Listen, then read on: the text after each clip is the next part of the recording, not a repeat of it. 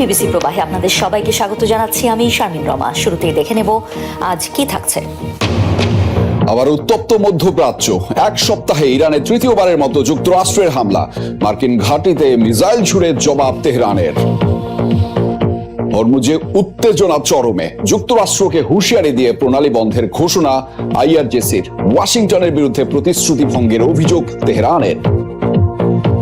প্রাকৃতিক দুর্যোগের কবলে এশিয়া, ভারতের পর এবার ভয়াবহ বন্যা ফিলিপাইন, জাপান এবং চীনে টাইফুনের তাণ্ডবে নিহত অন্তত 44 জন। ভয়াবহ রূপ নিয়েছে ওয়াশিংটন তেহরান সংঘাত। এক সপ্তাহে তৃতীয়বারের মতো ইরানের ভূখণ্ডে হামলা চালালো যুক্তরাষ্ট্র। টার্গেট করেছে দেশটির 140টি স্থাপনা। বিধ্বংসী জবাব দিয়েছে তেহরানও।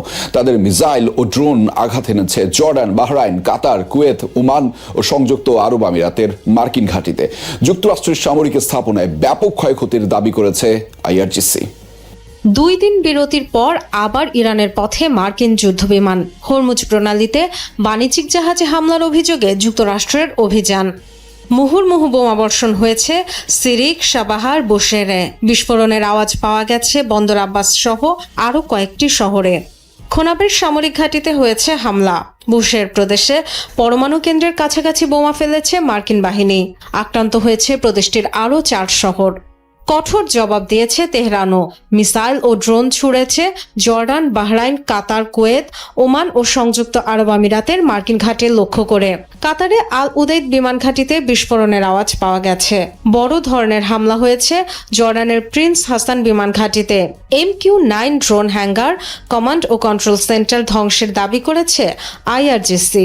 ওমানে দুকুম বন্দরে মার্কিন এয়ারক্রাফট ক্যারিয়ারের রিফুয়েলিং প্ল্যাটফর্মে হয়েছে হামলা। কয়েকটি জায়গায় বেসামরিক স্থাপনায় ক্ষয়ক্ষতির খবরও মিলেছে।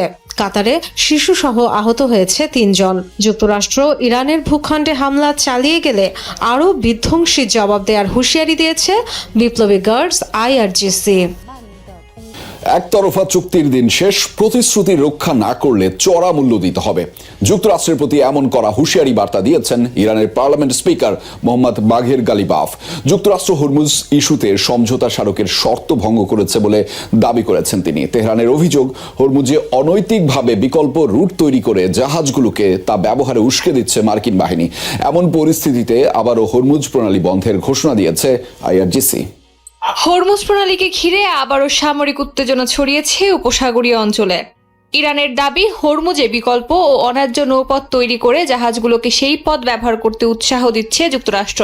অনুমোদনহীন রুট ব্যবহারের অভিযোগে শনিবার সাইপ্রাসের পতাকাবাহী একটি কন্টেইনারবাহী জাহাজে হামলা চালায় তেহরান। রোববার মিসাইল ছোড়ে আরও একটি নৌযানে। এমন পরিস্থিতিতে যুক্তরাষ্ট্র আবার ইরানে হামলা চালালে কড়া হুঁশিয়ারি বার্তা দেন দেশটির পার্লামেন্ট স্পিকার মোহাম্মদ বাঘের গালিবাফ। মনে করিয়ে দেন, পাকিস্তানের মধ্যস্থতায় স্বাক্ষরিত চুক্তি অনুযায়ী হরমুজের ব্যবস্থাপনায় তেহরানের কর্তৃত্বই থাকার কথা। বলেন, প্রতিশ্রুতি রক্ষা না করলে চরম মূল্য চুকাতে হবে ওয়াশিংটনকে। এর কিছুক্ষণ পরেই আরও একবার অনির্দিষ্টকালের জন্য হরমুজ প্রণালী বন্ধের ঘোষণা দেয় ইরানের বিপ্লবী গার্ডস আইআরজিসি। স্পষ্ট জানিয়ে দেয়, যুক্তরাষ্ট্রের হস্তক্ষেপ অব্যাহত থাকলে হরমুজ প্রণালী দিয়ে কোনো জাহাজ চলাচল করতে দেয়া হবে না। বিশ্বের জ্বালানি সরবরাহের অন্যতম গুরুত্বপূর্ণ এই নৌপথ ঘিরে নতুন করে উত্তেজনায় উদ্বেগ বাড়ছে আন্তর্জাতিক অঙ্গনে। মধ্যপ্রাচ্যে নিজেদের নিরাপত্তা ও আঞ্চলিক প্রভাব ধরে রাখার অন্যতম প্রধান কৌশল হিসেবে হরমুজ প্রণালীর নিয়ন্ত্রণকে দেখে ইরান। তাই এই নৌপথের ব্যবস্থাপনাকে তেহরান কোনোভাবেই দর কষাকষির বিষয় হিসেবে বিবেচনা করবে না। উত্তেজনার মধ্যে ওমানের রাজধানী মাস্কাটে বৈঠকে বসেন ইরানের পররাষ্ট্রমন্ত্রী আব্বাস আরাকচি ও ওমানের পররাষ্ট্রমন্ত্রী। হরমুজ প্রণালীতে নিরাপদ নৌ চলাচল নিশ্চিতে রাজনৈতিক, কারিগরি ও আইনি পর্যায়ে আলোচনা চালিয়ে যাওয়ার বিষয়ে একমত হয় দুই দেশ। আলোচনার এক পর্যায়ে যোগ দেন কাতারের প্রতিনিধিরাও। যুক্তরাষ্ট্র ও ইসরায়েলের সঙ্গে যুদ্ধের মধ্যেই ড্রোন উৎপাদন 3 গুণ বাড়িয়েছে ইরান। শনিবার এই তথ্য জানিয়েছে ইরানের ভারপ্রাপ্ত প্রতিরক্ষা মন্ত্রী সাইয়েদ মজিদ ইবনে রেজা। তার দাবি, ইসরায়েল ও যুক্তরাষ্ট্রের সাথে যুদ্ধে ইরানকে অত্যাধুনিক সামরিক প্রযুক্তির মুখোমুখি হতে হয়েছে। তার দাবি, সে সময় 150টি শীর্ষস্থানীয় প্রযুক্তি প্রতিষ্ঠান প্রতিপক্ষকে সহায়তা করেছিল। তবে সব চ্যালেঞ্জ মোকাবেলা করে ইরান সফল হয়েছে বলেও তিনি দাবি করেছেন। এরপরই ড্রোন প্রযুক্তিতে বিনিয়োগ বাড়ানোর সিদ্ধান্ত নেওয়া হয়। ভবিষ্যতে যে কোনো হামলা প্রতিরোধে দেশের সব রাষ্ট্রীয় প্রতিষ্ঠান ও সংস্থার সম্পূর্ণ প্রস্তুত রয়েছে বলেও জানিয়েছেন তিনি। ইরানের প্রতি সমর্থন জানিয়ে ইয়েমেনের রাজধানী সানায় বিশাল বিক্ষোভ সমাবেশ করেছে হুতিরা। শুক্রবার 14টিরও বেশি হুতি নিয়ন্ত্রিত প্রদেশে আয়োজিত হয় সমাবেশ। গোষ্ঠীটি জানিয়েছে ইরানের উপর ইসরায়েল যুক্তরাষ্ট্রের অন্যায় হামলার নিন্দা জানাতেই এই বিক্ষোভ কর্মসূচি। ভাষণে ইরানে হামলাকারীদের প্রতি সতর্ক বার্তাও দেন হুতি নেতারা।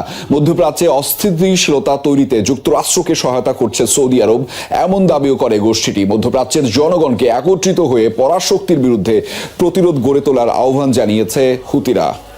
ভয়াবহ প্রাকৃতিক দুর্যোগের কবলে পড়েছে এশিয়ার বেশিরভাগ অঞ্চল। টানা বৃষ্টি, ঝড়, বন্যা এবং ভূমিধসে বিপর্যস্ত এশিয়ার দেশগুলো। জম্মু কাশ্মীর এবং আসামের পর এবার ভারতের ত্রিপুরা, মিজোরামেও দেখা দিয়েছে প্রলয়ঙ্কারী বন্যা। জাপান ও ফিলিপাইনেও বন্যায় বিপর্যস্ত অবস্থায় রয়েছে। অন্যদিকে চীনে টাইফুনের আঘাতে নিহত 44 জন। যেদিকে চোখ যায় শুধু পানি আর পানি, তলিয়ে আছে বাড়িঘর, রাস্তাঘাট, আবাদি জমি। দেখে মনে হবে যেন ভাসমান শহর। এ দৃশ্য ভারতের জম্মু কাশ্মীর থেকে শুরু করে ত্রিপুরা, মিজোরাম। বন্যার প্রভাব থেকে বাদ পড়েনি কোনো অঞ্চল। প্রবল ঝড়, বজ্রপাত, ভূমিধস ও বন্যা পরিস্থিতি মোকাবিলায় নাজেহাল দেশটি। শনিবার রাজধানী দিল্লিতে রেকর্ড করা হয়েছে 160 মিলিমিটার পর্যন্ত বৃষ্টিপাত। তলিয়ে গেছে রাস্তাঘাট, সৃষ্টি হয়েছে তীব্র যানজট। জম্মু ও কাশ্মীরেও পানির স্তর আশঙ্কাজনক হারে বৃদ্ধি পেয়েছে। ডুবে গেছে ফসলি জমি, ঘরবন্দি জীবন কাটাচ্ছেন বহু মানুষ। হিমাচলেও অবনতি হয়েছে বন্যা পরিস্থিতির। ডুবে গেছে 100 ফুট দীর্ঘ লোহার সেতু। আসাম, মিজোরাম ও ত্রিপুরায় পাহাড়ি ঢলে বিপর্যস্ত জনজীবন। মহারাষ্ট্র ও গুজরাটেও তৈরি হয়েছে বন্যা পরিস্থিতি। মুম্বাই के लिए इसके लिए रेड अलर्ट इसको फिर किया है। মুম্বাইয়ের জন্য রেড অ্যালার্ট জারি করেছি। দুদিন আগে কার্যকর হয়েছে, আজও তা বহাল থাকবে। অনেক এলাকায় ভারী থেকে অতি ভারী বৃষ্টিপাতের পূর্বাভাস রয়েছে। एका दुका मिल सकती है और बहुत ज्यादा बारिश आ रही थी। ভোর রাতে ওপর থেকে হঠাৎ করে বিশাল ঢল নেমে আসে, যা সবকিছু ভাসিয়ে নেয়। স্রোতে দোকানপাট ও বাড়িঘর সহ সবকিছু ভেসে যায়। ऊपर से उसने ये सारा ঝড় বন্যার মতো প্রাকৃতিক দুর্যোগের কবলে এশিয়ার আরও কয়েকটি দেশ। ফিলিপাইন, জাপান, তাইওয়ানের পর টাইফুন বাভি আঘাত হেনেছে চীনের মূল ভূখণ্ডে। তলিয়ে গেছে ঘরবাড়ি, রাস্তাঘাট। ভেসে গেছে ফসল, গবাদি পশু। উপড়ে পড়েছে বহু গাছপালা। নিরাপদ স্থানে সরিয়ে নেওয়া হয়েছে 20 লাখ মানুষকে। এর আগে টাইফুন বাভির তাণ্ডবের শিকার হয়েছিল জাপান, ফিলিপাইন ও তাইওয়ান। প্রবল বন্যা, ভূমিধসে নিখোঁজ বহু মানুষ। বন্যার কবলে আরেক প্রতিবেশী ভিয়েতনামও। রানওয়ে সম্প্রসারণ ও নিরাপত্তা নিশ্চিত করতে কলকাতার নেতাজি সুভাষচন্দ্র বসু আন্তর্জাতিক বিমানবন্দরের ভেতরে থাকা 136 বছরের পুরানো গৌরীপুর জামে মসজিদ স্থানান্তরের উদ্যোগ নেওয়া হয়েছে। আন্তর্জাতিক নিরাপত্তা মানদণ্ড পূরণ এবং বিমানবন্দরের সক্ষমতা বাড়ানোর লক্ষ্যে এই সিদ্ধান্ত বলে জানিয়েছে কর্তৃপক্ষ। কলকাতা বিমানবন্দরের দ্বিতীয় রানওয়ের একেবারে গা ঘেঁষে দাঁড়িয়ে আছে প্রায় 150 বছরের ইতিহাসের সাক্ষী গৌরীপুর জামে মসজিদ। স্থানীয়দের কাছে এটি বাকরা মসজিদ নামেও পরিচিত। এবার বিমানবন্দরের সম্প্রসারণ এবং উড়োজাহাজ চলাচলের নিরাপত্তার স্বার্থে সেই মসজিদটি সরিয়ে নেওয়ার কাজ শুরু হয়েছে। বিমানবন্দর কর্তৃপক্ষ বলছে দ্বিতীয় রানওয়ে থেকে মসজিদটির দূরত্ব মাত্র 165 মিটার, অথচ আন্তর্জাতিক নিরাপত্তা মানদণ্ড অনুযায়ী রানওয়ের পাশে স্থায়ী স্থাপনার ন্যূনতম দূরত্ব হওয়া উচিত 240 মিটার। রানওয়ের এত কাছে স্থাপনা থাকায় আধুনিক ইনস্ট্রুমেন্ট ল্যান্ডিং সিস্টেম বা ILS বসানো সম্ভব হচ্ছিল না। একই সঙ্গে রানওয়ের টাচডাউন পয়েন্টও ছোট করে রাখতে হয়েছে। ফলে বড় আকারের আন্তর্জাতিক উড়োজাহাজ দ্বিতীয় রানওয়েটি ব্যবহার করতে পারছিল না। এই মসজিদটা থাকার জন্য এয়ারপোর্টে রানওয়ে সম্প্রসারণ হতে পারছে না, এবং রানওয়ে সম্প্রসারণ হতে না পারার জন্য অনেক বড় বড় এয়ারলাইন্স এখানে কিন্তু আসতে পারছে না। বড় বড় এয়ারলাইন্স না আসতে পারার জন্য যেভাবে এয়ারপোর্টের রেভিনিউ লস হচ্ছে, এখানে লোকদের কর্মসংস্থান লস হচ্ছে এবং সার্বিকভাবে এয়ারপোর্টের বিকাশ আটকে আছে। কর্তৃপক্ষ জানিয়েছে বিমানবন্দরের বাইরে মসজিদটি স্থানান্তর করা হবে। এরই মধ্যে জমি দেখতে বলা হয়েছে মসজিদ কমিটিকে। 1924 সালে কলকাতা বিমানবন্দর চালু হওয়ার অনেক আগেই প্রতিষ্ঠিত হয়েছিল গৌরীপুর জামে মসজিদ। পরে 1962 সালে বিমানবন্দর সম্প্রসারণের জন্য জমি অধিগ্রহণ করা হলেও মসজিদটি থেকে যায় বিমানবন্দরের ভেতরেই। সেই থেকে বিশেষ নিরাপত্তা ব্যবস্থার মাধ্যমে মুসল্লিরা সেখানে যাতায়াত করে আসছেন। আবারও সাম্প্রদায়িক উত্তেজনা তৈরি হয়েছে ভারতের মণিপুর রাজ্যে। শনিবার রাজধানী ইম্ফলের কান্ত সাবাল গ্রামে মেইতেই সম্প্রদায়ের কয়েকটি বাড়িতে আগুন লাগানো হয়। এই ঘটনায় জড়িত দুজনকে গ্রেফতার করা হয়েছে। প্রশাসন জানিয়েছে বাড়িগুলো পরিত্যক্ত অবস্থায় ছিল। 2023 সালের মে মাসের ভয়াবহ সাম্প্রদায়িক সংঘাতের সময় বাসিন্দারা বাড়ি ছেড়ে পালান। পুলিশ জানিয়েছে আগুন লাগানোকে কেন্দ্র করে আলাদা দুটি সম্প্রদায়ের 600 জন সদস্য কান্তা সাবালের দিকে অগ্রসর হচ্ছিল। নিরাপত্তা বাহিনীর হস্তক্ষেপে এড়ানো গেছে সংঘাত। অগ্নিসংযোগের ঘটনায় জড়িত অন্যদের সন্ধানে চলছে তল্লাশি। মেইতেই ও কুকি সম্প্রদায়ের বিবাদের কারণে কয়েক বছর ধরেই উত্তপ্ত মণিপুর। জীবনের ঝুঁকি নিয়ে রাশিয়ার হামলা থেকে এক শিশুকে বাঁচিয়ে প্রশংসায় ভাসছেন ইউক্রেনীয় এক নারী। দেশটির সামি শহরে শিশুটিকে বাঁচানোর দৃশ্য ভাইরাল হয়েছে সামাজিক যোগাযোগ মাধ্যমে। সামি ও কিয়েভ সহ ইউক্রেনের বিভিন্ন শহরে জোরদার হামলা অব্যাহত রেখেছে রুশ বাহিনী। শনিবার প্রাণহানির শিকার কমপক্ষে 8 জন, আহত অনেকেই। এমন অবস্থায় মিত্রদের কাছে দ্রুত অস্ত্র সরবরাহের আকুতি প্রেসিডেন্ট ভলোদিমির জেলেনস্কির। আকস্মিক বিস্ফোরণের পর যখন নিজেদের জীবন বাঁচাতে ব্যস্ত বাকিরা, তখন এক শিশুকে বাঁচাতে তার উপর ঝাঁপিয়ে পড়েন এই নারী। ইউক্রেনীয় নারীর এই মানবিকতা প্রশংসা কুড়াচ্ছে সামাজিক মাধ্যমে। এদিন ইউক্রেনের সামি শহরের বেশ কয়েকটি স্থানে ভয়াবহ হামলা চালিয়েছে রাশিয়া। নতুন করে অঞ্চলটির একটি বসতি দখলে নেয়ার দাবি করেছে রুশ সেনারা। কিয়েভের অভিযোগ, হামলা হয়েছে যানবাহন, কফি শপ সহ বিভিন্ন বেসামরিক স্থাপনায়। হতাহত হয়েছেন বেশ কয়েকজন। রাজধানী কিয়েভ, ওডেসা সহ আরো কয়েকটি অঞ্চলেও চলেছে জোরদার হামলা। মস্কোর দাবি তাদের লক্ষ্য ছিল অস্ত্র গুদাম ও ইউক্রেনের বিভিন্ন সামরিক স্থাপনা। রাজধানী জুড়ে বেশ কয়েকটি ব্যালিস্টিক মিসাইলের পাশাপাশি শতাধিক ড্রোন ছোড়া হয়েছে। এছাড়া ইউক্রেনের ছোড়া 41টি ফিক্সড উইং ড্রোন ধ্বংসের দাবিও করেছে রুশ সেনারা। সাম্প্রতিক সময়ে রাশিয়ার জোরদার হামলায় কোণঠাসা হয়ে বেশ বিপাকে ইউক্রেন। এমন পরিস্থিতিতে মিত্রদের কাছে দ্রুত প্রতিশ্রুত অস্ত্র সরবরাহের আহ্বান জানিয়েছেন প্রেসিডেন্ট ভলোদিমির জেলেনস্কি। অস্ত্র সরবরাহের চুক্তিগুলো যাতে যথাযথভাবে বাস্তবায়িত হয় তা নিশ্চিত করতে আমাদের অংশীদারদের সাথে আরো উচ্চ স্তরের আলোচনা প্রয়োজন। আমাদের সহায়তার জন্য যেসব চুক্তি হয়েছে সেগুলো দ্রুত ও পূর্ণাঙ্গ বাস্তবায়নের আহ্বান জানাই। এদিকে পাল্টা হামলা অব্যাহত রেখেছে ইউক্রেনও। হামলা চালিয়েছে রাশিয়ার বিভিন্ন সামরিক স্থাপনায়। দেশটি জানিয়েছে গত একদিনে দুপক্ষের মধ্যে 250-এর বেশি লড়াই হয়েছে। কাতারের সাবেক আমির শেখ হামাদ বিন খলিফা আল থানি মারা গেছেন। মৃত্যুকালে তার বয়স হয়েছিল 74 বছর। দেশটির আমিরের কার্যালয়ে এক বিবৃতিতে এই তথ্য নিশ্চিত করেছে। শেখ হামাদ 1995 থেকে 2013 সাল পর্যন্ত কাতার শাসন করেছেন। এই সময়ে দেশটিতে অর্থনৈতিক, সামাজিক ও সাংস্কৃতিক ক্ষেত্রে ব্যাপক উন্নয়ন হয়। বর্তমানে উত্তর আফ্রিকা, মধ্যপ্রাচ্য ও এশিয়া জুড়ে বিস্তৃত কাতারের রাজনৈতিক প্রভাব। মূলত তার নেতৃত্বেই আন্তর্জাতিক অঙ্গনে শক্তিশালী হয় দেশটির অবস্থান। আধুনিক কাতারের স্থপতি বিবেচনা করা হয় তাকে। শেখ হামার দেশটির বর্তমান আমিরের বাবা। আকস্মিক অসুস্থতায় মারা গেছেন যুক্তরাষ্ট্রের সিনেটের প্রভাবশালী সদস্য লিন্ডসে গ্রাহাম। মৃত্যুকালে তার বয়স হয়েছিল 71 বছর। রোববার ভোরে তার দপ্তরের যোগাযোগ বিষয়ক পরিচালক এই তথ্য নিশ্চিত করেছে। তবে তার অসুস্থতার ধরন বা মৃত্যুর কারণ সম্পর্কে তাৎক্ষণিকভাবে বিস্তারিত কোনো তথ্য জানানো হয়নি। গ্রাহাম 2003 সাল থেকে সাউথ ক্যারোলাইনা অঙ্গরাজ্যের প্রতিনিধিত্ব করে যুক্তরাষ্ট্রের সিনেটে দায়িত্ব পালন করে আসছিলেন। কঠোর পররাষ্ট্রনীতির সমর্থক হিসেবে পরিচিত ছিলেন তিনি। ইরাক যুদ্ধে তিনি প্রকাশ্যে সমর্থন দিয়েছিলেন এবং দীর্ঘদিন ধরে ইরানের বিরুদ্ধে সামরিক পদক্ষেপ নেয়ার পক্ষে অবস্থান নিয়েছিলেন। সাম্প্রতিক যুক্তরাষ্ট্র ইরান উত্তেজনায়ও তিনি ট্রাম্প প্রশাসনের অন্যতম জোরালো সমর্থক ছিলেন। শুরুতে ডোনাল্ড ট্রাম্পের কড়া সমালোচক হলেও পরে ট্রাম্পের অন্যতম বিশ্বস্ত রাজনৈতিক সহযোগীতে পরিণত হন গ্রাহাম।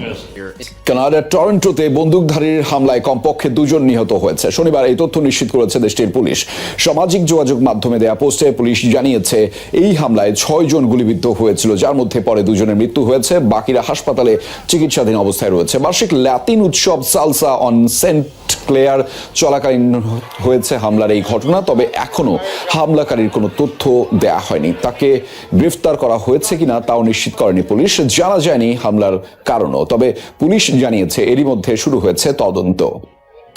ওপেন এআই এবং দুই সাবেক কর্মীর বিরুদ্ধে মামলা করেছে টেক জায়ান্ট অ্যাপল। শুক্রবার ক্যালিফোর্নিয়ার নর্দার্ন ডিস্ট্রিক্টের মার্কিন জেলা আদালতে মামলাটি দায়ের করা হয়েছে। অ্যাপলের অভিযোগ, সাধারণ ভোক্তাদের জন্য হার্ডওয়্যার পণ্যের বাজারে প্রবেশের লক্ষ্য নিয়ে ওপেন এআই অ্যাপলের ব্যবসায়িক গোপন তথ্য বা ট্রেড সিক্রেট আত্মসাৎ করেছে। প্রতিষ্ঠানটির দাবি, পণ্যের নকশা, উৎপাদন প্রক্রিয়া এবং সাপ্লাই চেইন সংক্রান্ত কৌশল সহ গোপন তথ্য চুরির জন্য একটি সুপরিকল্পিত প্রচেষ্টা চালানো হয়েছে। মামলায় অ্যাপলের সাবেক senior system electronical engineer Chang Liu, iPhone ও অ্যাপল ওয়াচের পণ্য নকশা বিভাগের সাবেক vice president Tang Yutan, open AI foundation, open AI group PBC এবং আইও প্রোডাক্টসকে বিবাদী করা হয়েছে।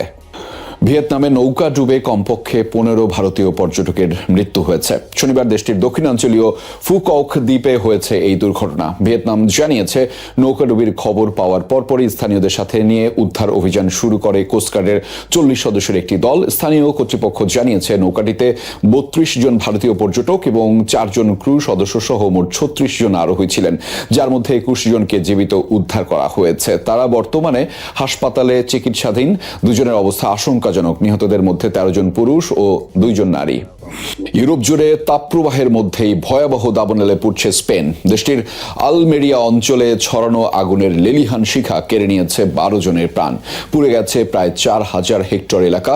বিশেষজ্ঞরা বলছেন, এই দাবানল কোনো একক কারণে নয়। তীব্র তাপপ্রবাহ, শুষ্ক উদ্ভিদ আর প্রবল বাতাস মিলিয়ে রুদ্রমূর্তি ধারণ করেছে পরিবেশ। মাত্র কয়েক ঘন্টার মধ্যে গ্রাস করেছে হাজার হাজার হেক্টর বনভূমি। আগুন থেকে বাঁচতে গাড়িতে পালানোর চেষ্টা করেও প্রাণ বাঁচাতে পারেননি অনেকেই। আলমেরিয়ার লস গাইয়াদোর্স এলাকায় ছড়িয়ে পড়া দাবানল এরই মধ্যে ভয়াবহ রূপ নিয়েছে, পুড়িয়ে দিয়েছে প্রায় 4000 হেক্টর এলাকা। প্রাথমিক তদন্তে ধারণা করা হচ্ছে, একটি ছিঁড়ে পড়া বিদ্যুতের তার থেকেই আগুনের সূত্রপাত। কিন্তু শুধু একটি স্ফুলিঙ্গ এত বড় বিপর্যয় তৈরি করেনি। বিশেষজ্ঞদের মতে, আগুন লাগার পর সেটি দ্রুত ছড়িয়ে পড়ার জন্য পরিবেশ ছিল একেবারে উপযুক্ত। মূলত তীব্র তাপপ্রবাহ, শুষ্ক উদ্ভিদ, প্রবল বাতাস এবং জনশূন্য হয়ে পড়া গ্রামীণ এলাকার কারণে ভয়াবহ পরিস্থিতিতে রূপ নিয়েছে দাবানল। স্পেনের অনেক গ্রামীণ এলাকা জনশূন্য হয়ে পড়ছে, ফলে নিয়মিত ঝোপঝাড় পরিষ্কার, শুকনো গাছপালা অপসারণ কিংবা বন ব্যবস্থাপনার কাজ কমে গেছে। এতে বছরের পর বছর জমে থাকা শুকনো উদ্ভিদ আগুনকে আরো ভয়াবহ করে তুলেছে।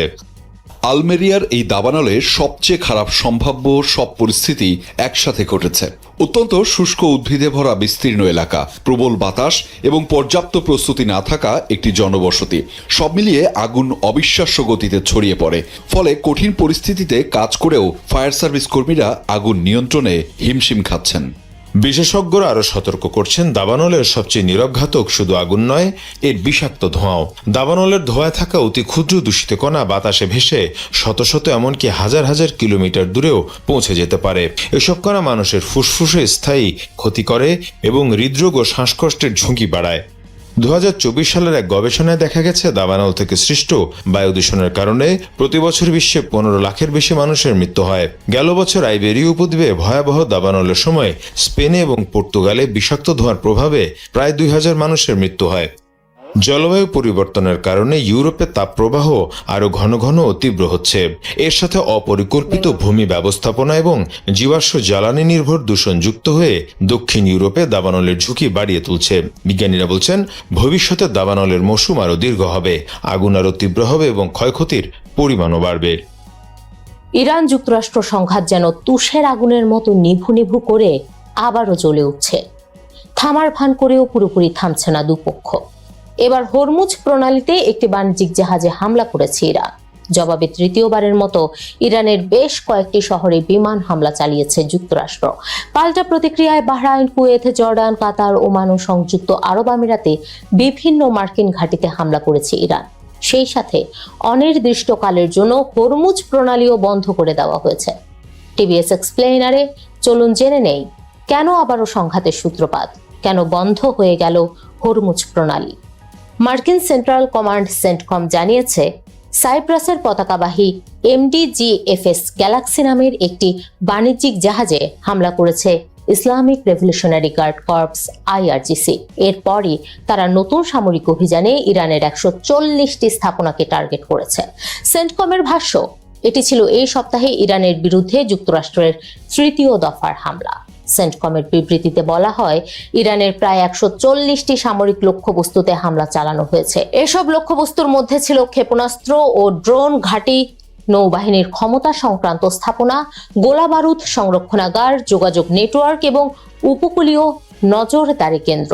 মার্কিন প্রতিরক্ষা মন্ত্রী পিট হেগসেথ আরও কঠোর ভাষায় বলেন, ইরান ভুল সিদ্ধান্ত নিয়েছে, এখন তাদের এর মূল্য দিতে হবে।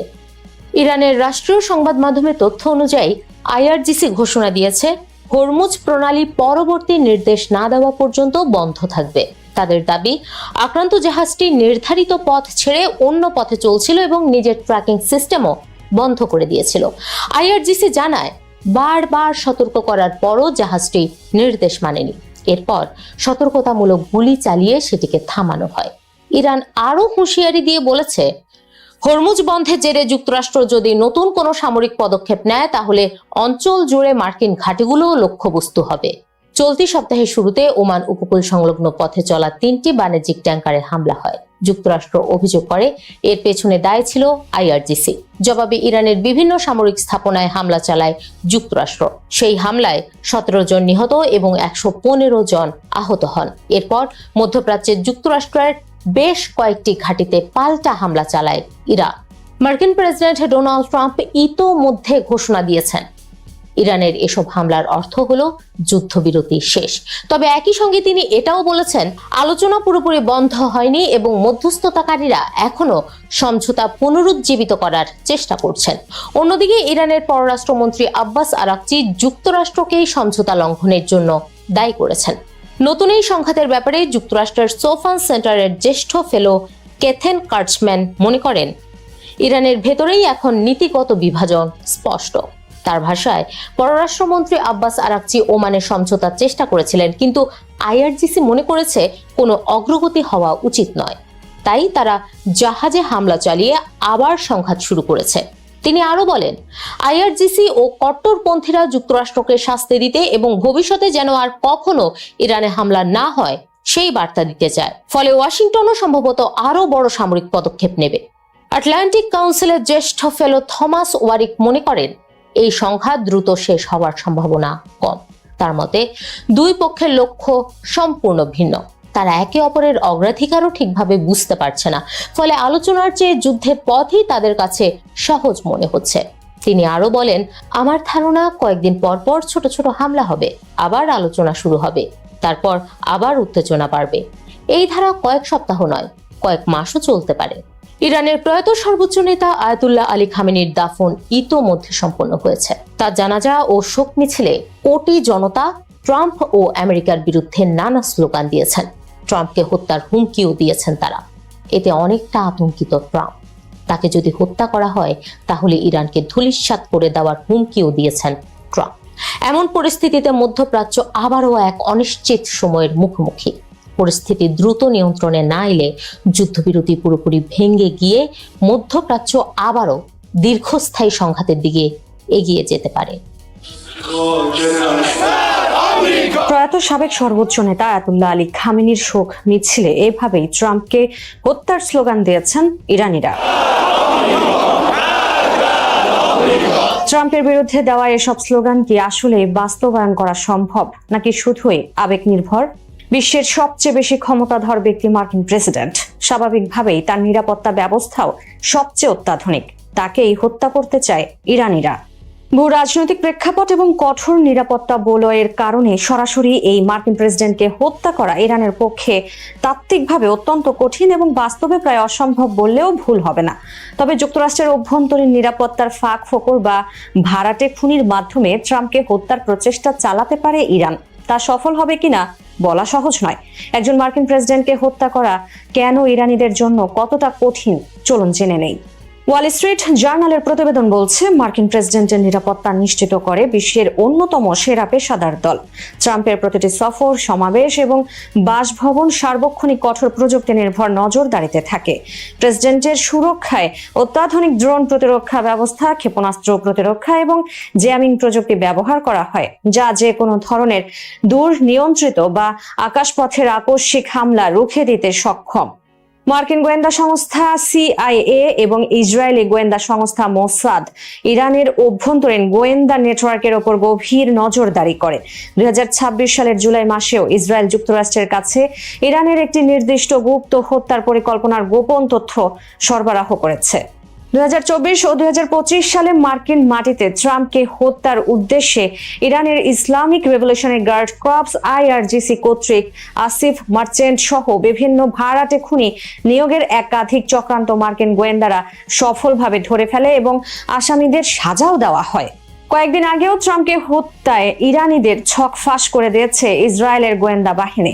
ইসরায়েল জানিয়েছে ইরান সম্প্রতি মার্কিন প্রেসিডেন্ট ডোনাল্ড ট্রাম্পকে হত্যার জন্য নতুন পরিকল্পনা তৈরি করেছিল। তথ্যটি চলতি সপ্তাহে সামনে এসেছে। বলা যায় ইরান কখন কি পরিকল্পনা করে বেড়ায় তার সবই প্রায় ইসরায়েল ও যুক্তরাষ্ট্রের নখদর্পণে থাকে। অতি সম্প্রতি প্রেসিডেন্ট ট্রাম্প প্রকাশ্যে ইরানকে সতর্ক করে জানিয়েছেন ইরান যদি তাকে হত্যা করে তবে ইরানকে পৃথিবীর বুক থেকে নিশ্চিহ্ন বা সম্পূর্ণ ধ্বংস করে দেওয়া হবে। তিনি মার্কিন সামরিক বাহিনীকে এই সংক্রান্ত কঠোর নির্দেশনাও দিয়ে রেখেছেন। নিজের সামাজিক যোগাযোগ মাধ্যম ট্রুথ সোশ্যালে এর এক পোস্টে ট্রাম্প হুমকি দিয়েছেন। ডোনাল্ড ট্রাম্প বলেছেন, আমাকে হত্যা বা হত্যার চেষ্টার জন্য ইরান সরকার হুমকি দিচ্ছে। ইরান যদি এই হুমকি কার্যকর করার পদক্ষেপ নেয় তবে দেশটির দিকে 1000 ক্ষেপণাস্ত্র তাক করে প্রস্তুত রাখা হয়েছে। এর পরপরই আরো হাজার হাজার ক্ষেপণাস্ত্র নিক্ষেপ করা হবে। ট্রাম্প আরো বলেন, ইতোমধ্যে প্রয়োজনীয় নির্দেশ দেওয়া হয়েছে। 1 বছর মেয়াদের জন্য মার্কিন সামরিক বাহিনী প্রস্তুত, তারা ইচ্ছুক ও সক্ষম রয়েছে। প্রয়োজনে এই মেয়াদের সীমা আরো বাড়ানো হবে। মার্কিন বাহিনী ইরানের সব এলাকা সম্পূর্ণরূপে নিশ্চিহ্ন ও ধ্বংস করে দেবে। ইরান থেকে যুক্তরাষ্ট্রের ভৌগোলিক দূরত্ব 11,500 কিলোমিটারেরও বেশি। এত দূরে হামলার মতো দূরপাল্লার ক্ষেপণাস্ত্র তেহরানের কাছে নেই। তাই তারা স্থানীয় অপরাধী চক্র বা বিদেশি ভাড়াটে খুনিদের উপর নির্ভর করে, যাদের পেশাদারিত্ব মার্কিন সিক্রেট সার্ভিসের তুলনায় অত্যন্ত দুর্বল। 2020 সালে ইরানি জেনারেল কাসেম সুলাইমানি হত্যাকাণ্ডের পর থেকে ইরান ট্রাম্পকে তাদের হিট লিস্টের 1 নম্বরে রাখলেও তাকে এখনো কিছুই করতে পারেনি। বিশ্ব বাণিজ্যের অন্যতম প্রধান রুট হরমুজ প্রণালী, আর এই জলপথ ঘিরেই উত্তেজনা এখন চরমে। পর্দার আড়ালে চলছে নাটকীয় কূটনৈতিক লড়াই। একদিকে ডোনাল্ড ট্রাম্পের কঠোর হুঁশিয়ারি, অন্যদিকে ইরানের ভেতরে নানা ক্ষমতার খেলা। 2026 জুন মাসে যুক্তরাষ্ট্র ও ইরানের মধ্যে একটি যুদ্ধবিরতি চুক্তি স্বাক্ষরিত হয়েছিল। শর্ত ছিল এই প্রণালীতে বাণিজ্যিক জাহাজের নিরাপদ যাতায়াত নিশ্চিত করবে ইরান। কিন্তু সেই চুক্তি ভেঙে 3টি বাণিজ্যিক জাহাজে আকস্মিক হামলা চালানোর অভিযোগ আসে ইরানের বিরুদ্ধে। ওমানি জলসীমা ব্যবহার করার সময় মার্কিন প্রস্তাবিত রুটে এই হামলার ঘটনা ঘটে। স্বাভাবিকভাবেই এই ঘটনায় ক্ষুব্ধ ওয়াশিংটন। তবে এই সংকটের মাঝে সবচেয়ে বড় চমক এসেছে তেহরানের কাছ থেকে। মার্কিন কর্মকর্তাদের বরাতে জানা গেছে, তেহরান ব্যক্তিগতভাবে ট্রাম্পের উপদেষ্টাদের কাছে স্বীকার করেছে যে জাহাজে গুলি চালানো ছিল একটি মস্ত বড় ভুল। কিন্তু ইরান এর দায় চাপিয়েছে তাদের নিজেদেরই এক কট্টরপন্থী, বিপথগামী বা দলছুট অভ্যন্তরীণ গোষ্ঠীর ওপর, যারা মূলত এই শান্তি আলোচনা ভণ্ডুল করতে চেয়েছিল। কিন্তু মার্কিন প্রশাসন এবার আর আড়ালের কথায় সন্তুষ্ট নয়। ওয়াশিংটন এখন তেহরানের কাছ থেকে প্রকাশ্য ঘোষণা চায়। তারা দাবি করেছে ইরানকে জনসম্মুখে বিবৃতি দিয়ে বলতে হবে যে হরমুজ প্রণালী উন্মুক্ত রয়েছে এবং তারা বাণিজ্যিক জাহাজে আর কখনো গুলি চালাবে না। এমনকি রয়টার্সের বরাতে এক মার্কিন কর্মকর্তা স্পষ্ট হুঁশিয়ারি দিয়ে বলেছেন, তারা হয় এই বিবৃতি দেবে, অন্যথায় তাদের জন্য এর পরিণতি ভালো হবে না। অন্যদিকে ডোনাল্ড ট্রাম্প সামাজিক যোগাযোগ মাধ্যম ট্রুথ সোশ্যালে এক পোস্টে সাফ জানিয়ে দিয়েছেন, আলোচনা চলবে, তবে আগের যুদ্ধবিরতি চুক্তি এখন শেষ। শুধু তাই নয়, তাকে হত্যার ইরানি চক্রান্তের খবরের প্রতিক্রিয়ায় ট্রাম্প হুঙ্কার দিয়ে বলেছেন, এমন কোনো হামলা হলে মার্কিন বাহিনী ইরানের সব এলাকা সম্পূর্ণ ধ্বংস ও নিশ্চিহ্ন করে দেবে। অবশ্য সম্প্রতি ইসরায়েলি হামলায় নিহত ইরানের সর্বোচ্চ নেতা আয়াতুল্লাহ আলী খামেনির ছেলে মোস্তফা খামেনি পাল্টা বার্তায় বলেছেন, বাবার হত্যাকাণ্ডের প্রতিশোধ নেওয়া অনিবার্য। এই তীব্র উত্তেজনার মধ্যেই ওমানে শুরু হয়েছে এক হাই ভোল্টেজ কূটনৈতিক তৎপরতা। একদিকে সেখানে পৌঁছেছেন মার্কিন ভাইস প্রেসিডেন্ট জেডি ভ্যান্স, পররাষ্ট্রমন্ত্রী মার্কো রুবিও, বিশেষ দূত স্টিভ উইটকফ এবং ট্রাম্পের জামাতা জ্যারেড কুশনার। অন্যদিকে ওমানি কর্মকর্তাদের সাথে আলোচনার জন্য সেখানে অবস্থান করছেন ইরানের পররাষ্ট্রমন্ত্রী আব্বাস আরাঘচিও। দুই দেশের 14 দফা সমঝোতা স্মারক অনুযায়ী ওমানের সাথে সমন্বয় করে এই প্রণালীর সামুদ্রিক পরিষেবা ও প্রশাসন পরিচালনা করার কথা রয়েছে ইরানের। এমনকি পারস্য উপসাগর দিয়ে যাতায়াতকারী জাহাজগুলোর কাছ থেকে সম্ভাব্য পরিষেবা ফি আদায়ের পরিকল্পনাও রয়েছে তাদের। সবাইকে শুভকামনা জানিয়ে আমি শারমিন রমাজ এখানে বিদায় নিচ্ছি। ভালো থাকবেন।